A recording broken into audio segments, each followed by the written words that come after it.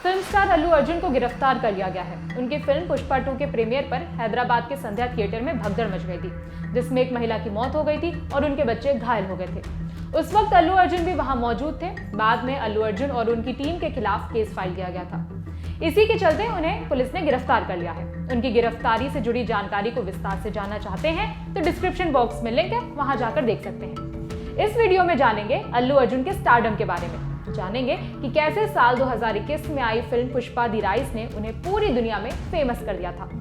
जनवरी 2022 में ललन टॉप ने अल्लू अर्जुन के फैमिली बैकग्राउंड पर एक वीडियो बनाया था। आप भी देखिए वो वीडियो। तेलुगु फिल्म इंडस्ट्री आज के समय में इंडिया की सबसे बड़ी फिल्म इंडस्ट्रीज में से एक है। यहाँ हर साल 200 से ज्यादा फिल्में बनती हैं, मगर इस इंडस्ट्री को कुछ इन्फ्लुएंशियल फैमिलीज मिलकर कंट्रोल करती हैं। ये लोग एक्टिंग से लेकर फिल्म प्रोडक्शन और डिस्ट्रीब्यूशन हर बिजनेस में इन्वॉल्व रहते हैं। खासकर दो फैमिलीज, अल्लू Chiranjeevi family, Akkineni Daggubati family.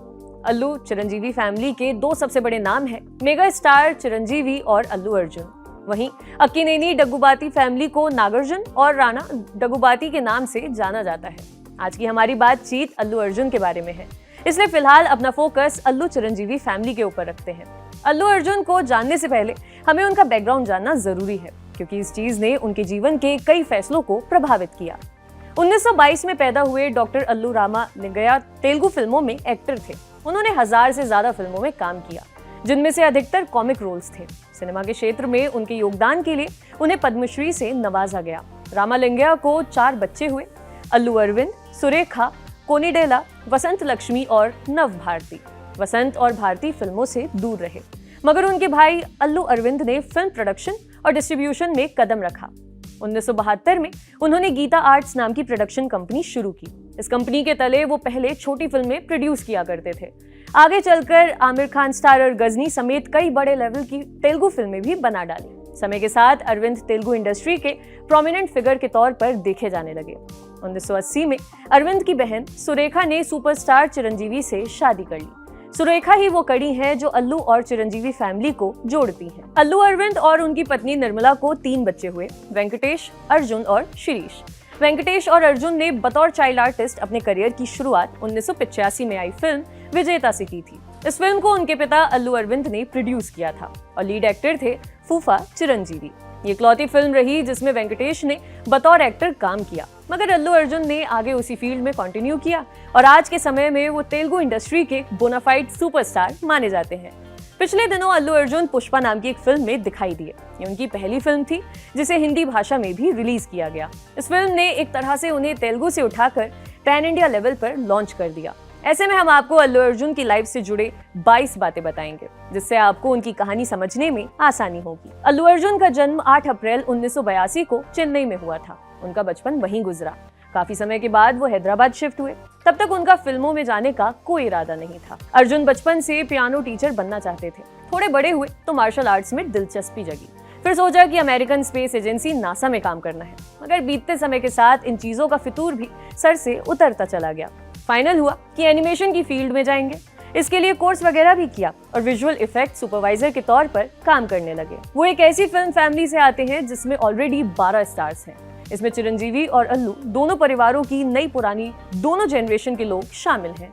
Film companion के लिए अनुपमा चोपड़ा को दिए इंटरव्यू में अर्जुन बताते हैं कि उन्हें लगा कि फिल्म लाइन में आना उनके लिए अच्छा ऑप्शन रहेगा। यहाँ उन्हें चीजें बिल्कुल बुनियादी लेवल से शुरू नहीं करनी पड़ेंगी, क्योंकि उनके दादा, पिता और फूफा ने एक बेस बनाकर रखा है, इसलिए वो एक्टिंग में आ गए। मगर अर्जुन बताते हैं कि जब उन्होंने कैमरे के सामने परफॉर्म करना शुरू किया तो उन्हें अलग टाइप की फीलिंग आने लगी। बेसिकली वो इसे एंजॉय करने लगे। फिल्मों में डेब्यू तो वो 1985 में ही कर चुके थे। 2001 में वो चिरंजीवी की फिल्म डैडी में एक डांसर के छोटे से रोल में भी दिखाई दिए थे। मगर जब तय हुआ कि फिल्मों में एक्टिंग ही करनी है तो अर्जुन को मुंबई भेजा गया। किशोर नमित कपूर के यहाँ से उन्हें एक्टिंग की ट्रेनिंग दिलवाई गई। साल 2003 में पिता के प्रोडक्शन में बनी फिल्म गंगोत्री से ऑफिशियली लॉन्च किया गया, मगर के राघवेंद्र राव डायरेक्टेड ये फिल्म कुछ खास चल नहीं पाई। अल्लू अर्जुन के करियर की पहली सक्सेसफुल फिल्म रही सुकुमार डायरेक्टेड आर्या। 4 करोड़ रुपए के बजट में बनी इस फिल्म ने 30 करोड़ रुपए का कारोबार किया। कई फिल्म मेकर्स आर्या को हिंदी में रीमेक करना चाहते थे, मगर अब तक ऐसा हो नहीं पाया है। वो आगे अपने करियर में देसामुंद्रू, वरुडू, वेदम, येवड्डू और रेस गुर्रम जैसी कमर्शियली सक्सेसफुल फिल्मों में नजर आए। जिससे मार्केट में अर्जुन की इमेज एक बैंकेबल स्टार की बन गई, जिसे एक्टिंग और डांस भी आता है। मनी स्पिनर सिनेमा बनाने के बीच अल्लू अर्जुन ने एक शॉर्ट फिल्म में भी काम किया, जिसे सुकुमार ने ही डायरेक्ट किया था। इसका नाम था आई एम दैट चेंज। ये शॉर्ट फिल्म ये कहना चाहती थी कि हमारी की हुई छोटी छोटी चीजें बड़े बदलाव का कारण बन सकती हैं। अल्लू अर्जुन उन चुनिंदा तेलुगु स्टार्स में से हैं जिनकी फिल्में केरल में भी देखी जाती हैं। मलयाली फैंस उन्हें मल्लू अर्जुन नाम से बुलाते हैं। वहाँ उनके सैकड़ों फैन क्लब्स चलते हैं। मलयालम में अर्जुन की इस पॉपुलैरिटी की वजह उनकी एनर्जी और डांसिंग स्किल्स को बताया जाता है।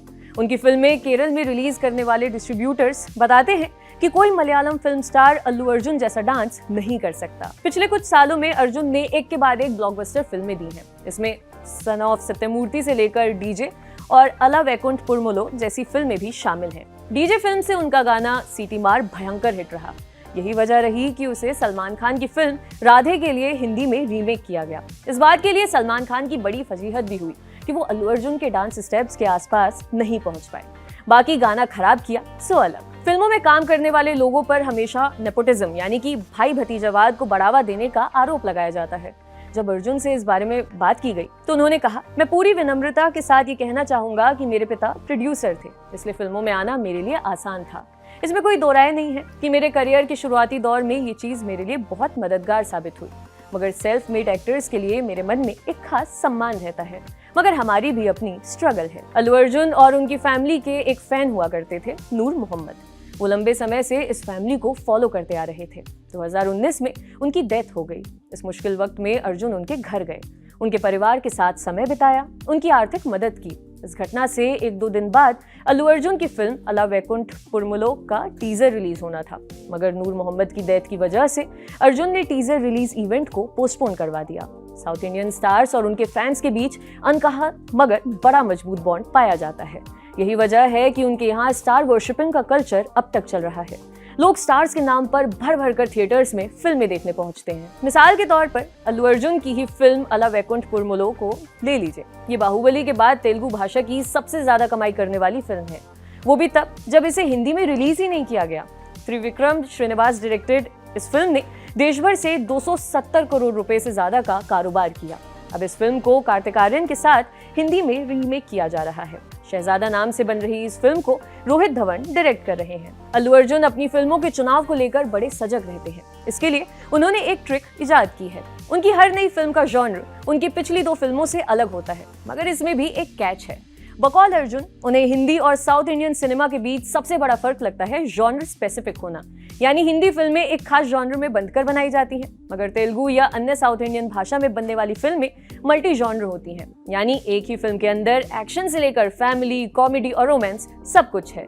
इसलिए उन्हें अपनी पिछली फिल्मों से अलग जॉनर की फिल्में चुनने में मुश्किल आती है। अल्लू अर्जुन बताते हैं कि वो जब भी फिल्म साइन करते हैं तो उस प्रोजेक्ट की कमर्शियल वायबिलिटी देखते हैं। उनका ध्यान इस बात पर रहता है कि फिल्म टिकट खिड़की पर भी बढ़िया परफॉर्म करने वाली हो, प्लस फिल्म में उनके पास परफॉर्मेंस का स्कोप भी हो। उनका फिल्म सिलेक्शन क्राइटेरिया यही है। अल्लू अर्जुन के पिता अल्लू अरविंद खुद नामी फिल्म प्रोड्यूसर हैं। नियमित अंतराल पर बाप बेटे किसी न किसी फिल्म पर साथ काम करते रहते हैं। एक इंटरव्यू में उनसे पूछा गया कि उनके बीच पैसों का लेन देन कैसे होता है, ये पर्सनल तरीके से हैंडल होता है या बिल्कुल प्रोफेशनल तरीके से।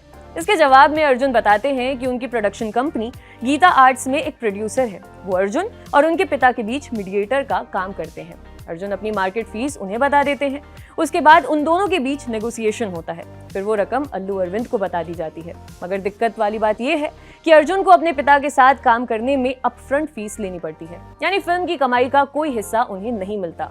वो सीधे प्रोड्यूसर यानी कि उनके पापा के पास चला जाता है। सोशल मीडिया पर महेश बाबू और अल्लू अर्जुन के फैंस के बीच काफी भिड़ंत होती रहती है।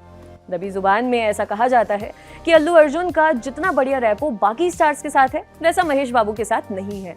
ये कंपटीशन की वजह से हो सकता है या शायद उनका कोई निजी मसला हो, मगर इस बारे में दोनों में से किसी भी स्टार ने आज तक खुलकर बात नहीं की है।